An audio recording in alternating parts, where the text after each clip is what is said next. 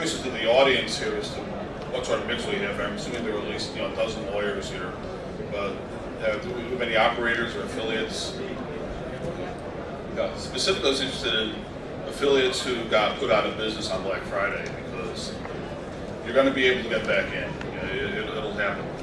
One of the surprises that came out of the regulations in Nevada is that affiliates are going to have to be licensed. You're going to have to file with the state of Nevada in order to be allowed to enter into any agreements with any of the licensees that are going to come under that regulation. Nevada's one state. It's going to launch intrastate. That doesn't mean that it won't be the pattern or it won't be eventually representative of the U.S. market. Michael actually alluded to something that I thought was a little curious. The Nevada regulation is not dependent upon federal approval. The day after they approved the regulations at the Gaming Commission was the day the Department of Justice said Wire Act doesn't basically apply to poker. The regulations are pretty carefully drawn. They no longer need to go back to the Department of Justice or to get a federal bill passed in order to launch their gaming. It's going to be up to one guy, the chairman of the Gaming Commission, to decide that some proposed operation will be legal. The Nevada licensees are pretty careful. They talk to the regulators constantly. Nobody's going to go and say, oh my God, we're going to start offering poker in the state of Nevada, and we're going to take players from California, for example, and start any sort of fight with California regulators or with the Justice Department. What I do see happening, though, is that there will be a pressure, and the regulations do allow for an expansion of operations outside of the state of Nevada to go for international international player pools. The interesting aspect of that, I think, is that it will not be an initial launch that way. I've been working in Nevada for a while. I also have a lot of experience in the online poker business. I think the need for liquidity is going to drive the industry to seek whatever permissions they need to get to combine with international player pools within a pretty short order. I want to talk first of all what the formal regulations here are, though. There's a pretty simple application form. It's not yet out. As of last week, I was told that it'll be out in a couple of weeks. What I was told is that the relationship that they're looking to have is going to be similar to the relationship that is now in place between brick and mortar casinos and what are called independent agents.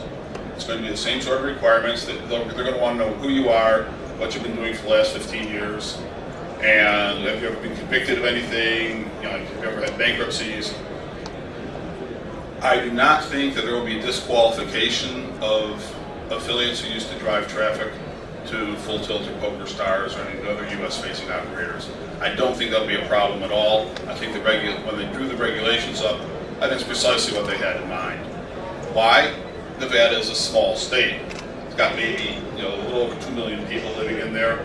It's below the size of the benchmark everybody looks at, what you need to have liquidity.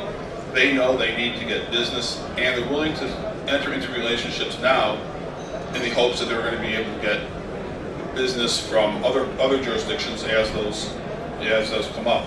They know the value of a database. Some of the operators there have extensive databases. Some of them have none. The range of people that have applied for online poker licenses in Nevada is pretty diverse. You have at least one casino that barely has a poker operation at all, and on the other end of the spectrum you have Caesars, which has a wonderful, wonderful database. I can't tell you what the demand will be like for affiliate services, but I think it will be there because everybody is absolutely concerned with the concept of liquidity, and they're all going to want to have affiliate services to be able to acquire players. What do you need to do to get a license in Nevada? Well, you have to file this application. You probably have to have some sort of a presence in Nevada. I'll get to that later, though there are ways that can be dealt with. The process is pretty inexpensive. It's a $150 application fee. You have to put up $2,500 for investigative costs. And if you get the license, it'll be a $1,000 a year license fee. There are a lot of issues, though, for affiliates that are not addressed at all in the regulations that have been written. There is, I'd say, 98% chance that an affiliate, a super affiliate, can come in and get a gaming license as a Class 3 licensing, which is what a marketing affiliate is, and can probably have sub-affiliates. I base that because I was told that look at what independent agents do, and independent agents are allowed to have subordinate representatives working for them, so I don't think that'll be a problem. So not everybody who wants to get a share of the affiliate market is going to have to get licensed as long as they work through someone who does have a license. It is illegal for a Nevada operator, will be illegal for a Nevada operator to go ahead and make an agreement with somebody who doesn't have a license. So yes, you'll need a license, but I'm not sure everybody will have to get their own. Okay. One license gives you access to anybody who's a licensed as an operator. You'll be able to promote multiple brands if your contractual arrangement with your operator doesn't preclude that. The regulations do not directly address what forms of compensation are going to be allowed. What I can tell you is that I've had discussions with the folks at the Gaming Commission. They don't want to hear, they may not approve a straight percentage revenue share. However, in the next breath, I was told, oh, but you can do some sort of a tiered sharing structure, so it's not really just a straight percentage of revenue. So I think that the industry will probably develop a somewhat close proxy for a rev share model. CPAs, I assume, are going to be allowed, and I think that I don't think there'll be any question about that, and probably some sort of hybrid deal as well. What about everybody's favorite tool, in the past, rakeback? Will they allow rakeback? I don't know. But what I can tell you is you can probably do a better job getting rakeback approved if you put it into the agreement that you're going to enter into with whoever the operator is going to be. It'll come before it will be something that you can do contractually. Oh, by the way, you will need to enter into, in my view, you'll need to enter into a written agreement with whatever operators you're going to work with. I don't think that you're going to simply be able to put up a super affiliate, just click here and you can become an affiliate under my license. I think you will need on a quarterly basis to report who your sub-affiliates are, how much money they made, and items like that. That's the sort of reporting that's required now for independent marketing agents, generally in Nevada. Rakeback, I think, is the contractual term. I think if you tried to put it through as a regulatory matter, if somebody lobbied to do that, I don't think they would be successful, to be honest, because it would just become too muddled as, oh my God, then it's revenue sharing, and we don't like that. However, as marketing incentives, promotional, Nevada casinos currently are allowed to have marketing incentives where they give cash back to players. The key is to make any incentive structure that you think you need for marketing look like something they've already seen. And they're very comfortable with the idea that you can give promotional items, you can have cross-selling on your trips to Las Vegas, you can give people cash back. So I think a rakeback structure can be created. I'm not sure exactly what it's going to look like. I do anticipate that the regulatory structures will operators' willingness to allow whatever advertising, different forms of advertising or marketing. It's not an advertising-based model like you see regulating markets in the UK market, but I do think that given some past enforcement actions against brick-and-mortar casinos, the operators will probably be sensitive to what sort of marketing tools you want to use as an affiliate. Again, I think that's going to end up in an agreement that that you'll enter into with the operator. But I think there will be something there because they ultimately would be held liable for anything that you might do. A perfect example of that is the Hard Rock Hotel. Always seemed to be the redheaded stepchild of the gaming industry when it came to marketing. They came up with wonderful creative ads, beautiful themes, and would get regularly slammed by the Gaming Commission because the themes were deemed to be not appropriate. I'm not going to get into the content of what they were, but they're pretty funny. Again, content advertising models probably will be subject or should be dealt with in an agreement that you'll enter into with an operator. Those agreements the way things work in Nevada is those agreements will be run by the gaming authorities to make sure that everybody likes them. Okay. I think there will be a difference in the market in Nevada between different operators. I'm sure some of them will be trying to strike very hard bargains. Some of them will be are brand new to poker generally, not even just online poker, just brand new to poker. I think there will be a huge appetite for affiliate services, so I think that there will be a demand out there. One of the things that I would suggest doing is that Nevada is not only to be the gateway to U.S. marketing entirely. I think that poker is going to be the gateway to other forms of gaming that will be approved. I would suggest that if you talk to operators now, build something into your agreement that's going to say, oh, in the future, if you branch out into online casinos or sports, or better yet, if you cross-sell to the players that I bring you and you bring them to Caesars in Las Vegas, I would like to get a junket share of whatever they lose when they get to the casino in Las Vegas. It's a good opportunity, and I think that there are many ways you can make money out of this other than just the online poker aspects of this.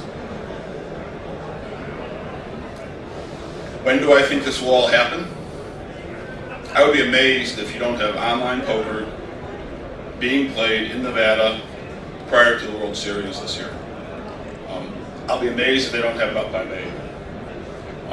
Caesars is way ahead of the curve on this. They understand the benefits of this, and if operators in Nevada pick good partners who have experience in running poker, which a number of them have done, technically, I don't see how this is going to be all that difficult. I know things are undergoing review right now with the Gaming Commission. I'm sure that somebody will be approved, and Caesar will be probably approved in my estimation before the World Series. I mentioned earlier, is this just going to be Nevada? I think not. I think that the international market will open up as soon as the Nevada casinos realize that liquidity needs are not going to be met by people in the state, nor by people who are going to be traveling to Nevada.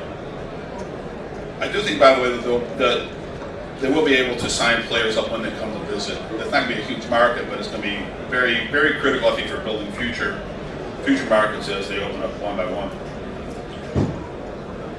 Michael indicated that this was perceived as being dependent upon a federal bill passing. I don't think it is. I think that Nevada has become the gateway here because whether a federal bill does pass or a federal bill doesn't pass, they're still going to be leading in the industry for regulating this area. The federal proposals we've seen talk about qualified state regulators. Clearly Nevada, with its political influence, is going to be one of those. If instead we develop a multi-state system where states may do something with what we've been calling the Powerball concept, which was used to expand lotteries multi-state, then Nevada is going to be somebody that other states would want to deal with. We hear questions about, gee, how are they going to divide up the revenue? How are they going to divide the tech? None of this is new. Dividing revenue isn't difficult to do. Poker is very easy to cut it up in slices. Affiliates all know this. That you basically you can allocate revenue according to the source of the business. That will not stand in the way of multi-state development of the market.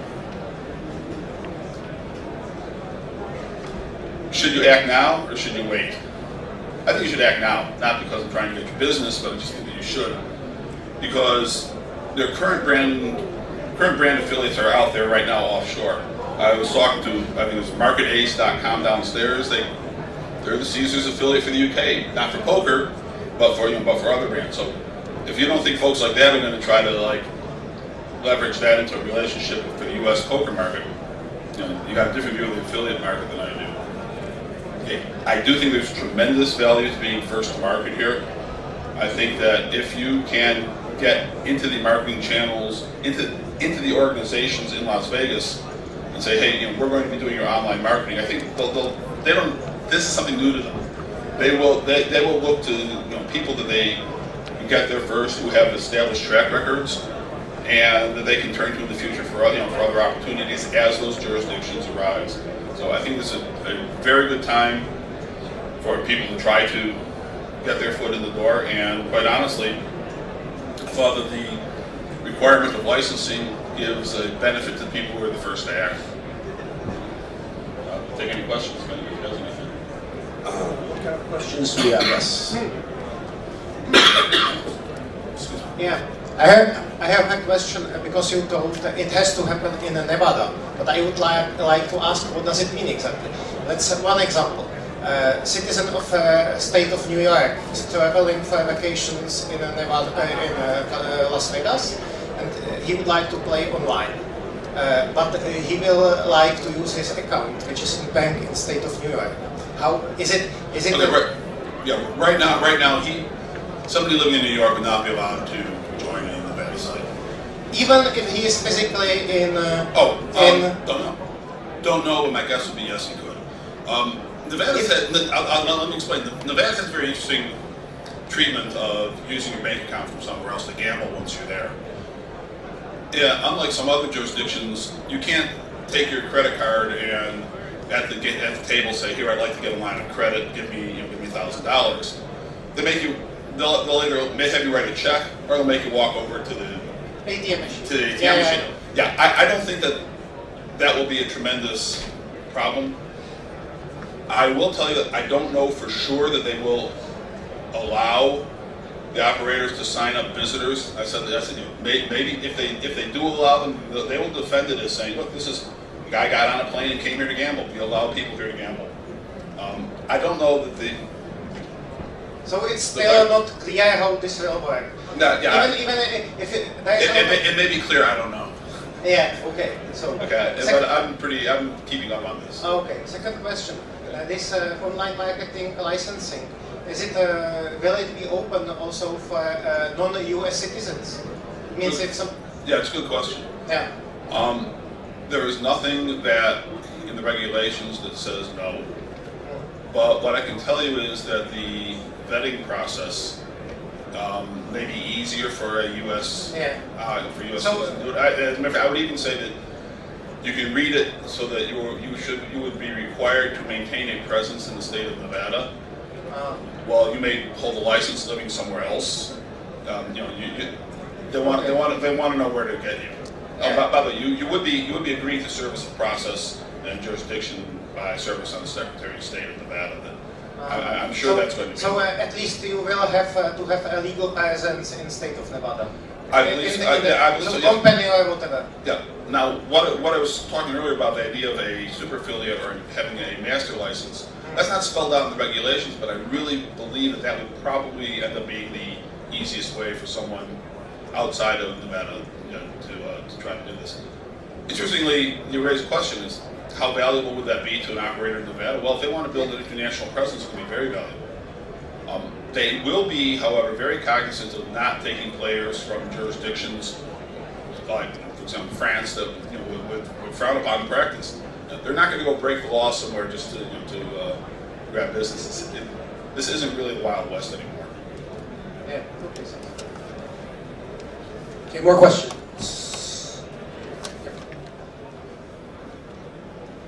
Do you think there's any possibility that the physical location business will grow up in Nevada for visitors to go to a place to play online, like an internet cafe type of arrangement?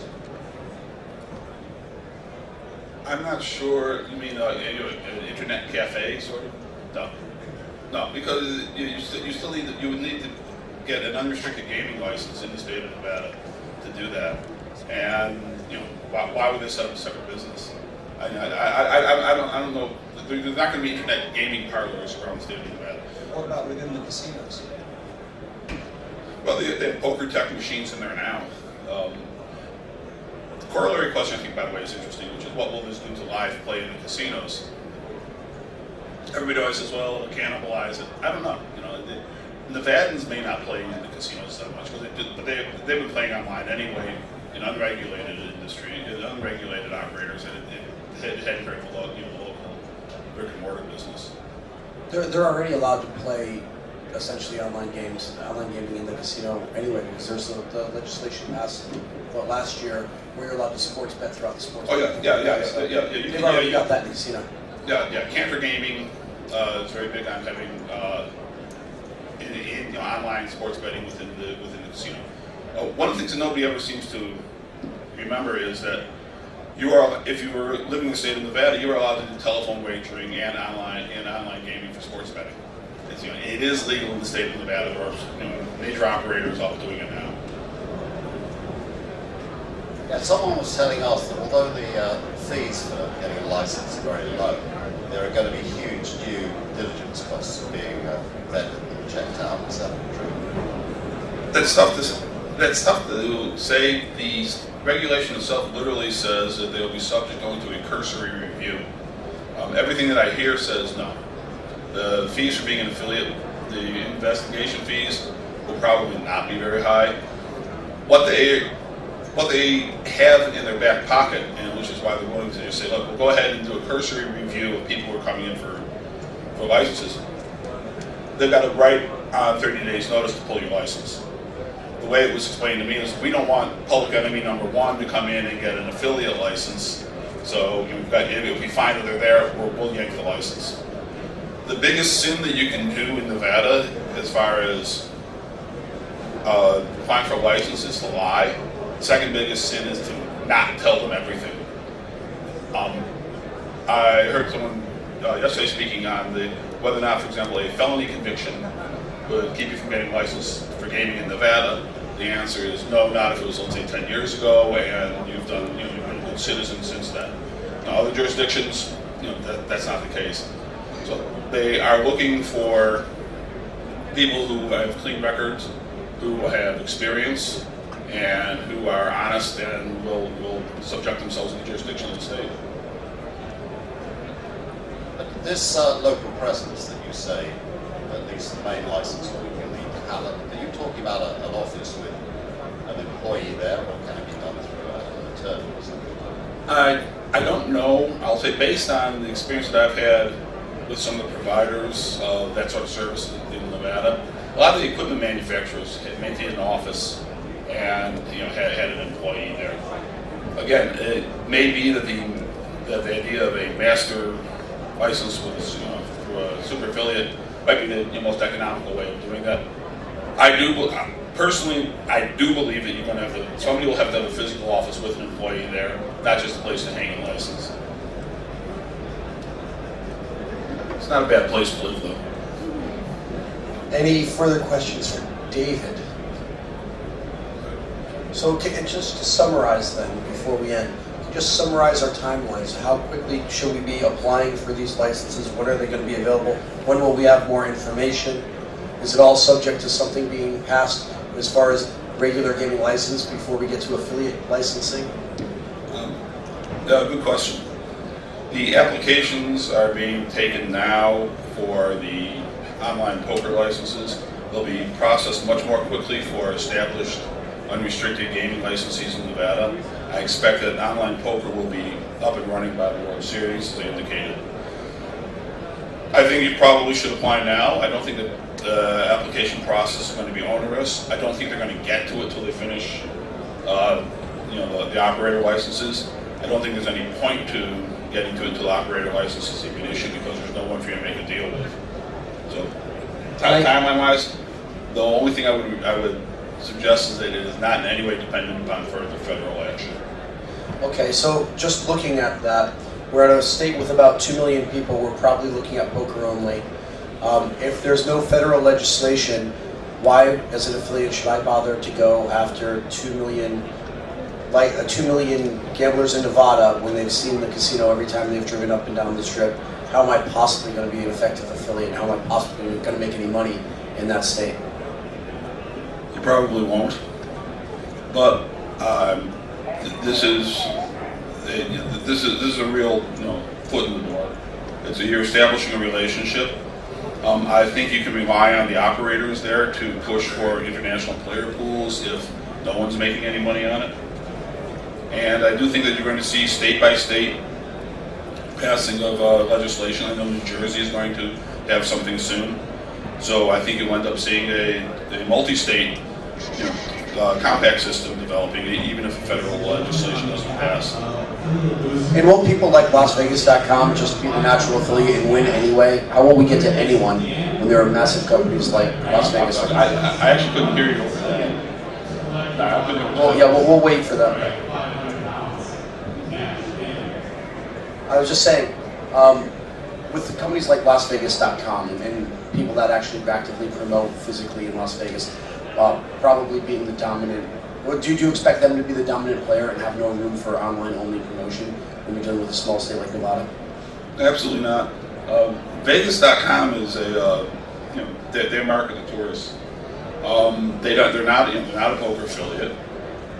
They're, I believe, owned by somebody who does have a gaming license. But no, I think that people who've established a good track record, who used to drive traffic to what were the major players prior to Black Friday, have an incredible advantage here. They know what they're doing. I wouldn't try to tell them how to do their business. I think if they get a license, I think they'll do as well as anybody will in the market. And I do not think, with all due respect to the folks in Nevada, I don't even know that the brick and mortar people really understand how to do their marketing. Fair enough. Ladies and gentlemen, thank you very much, David.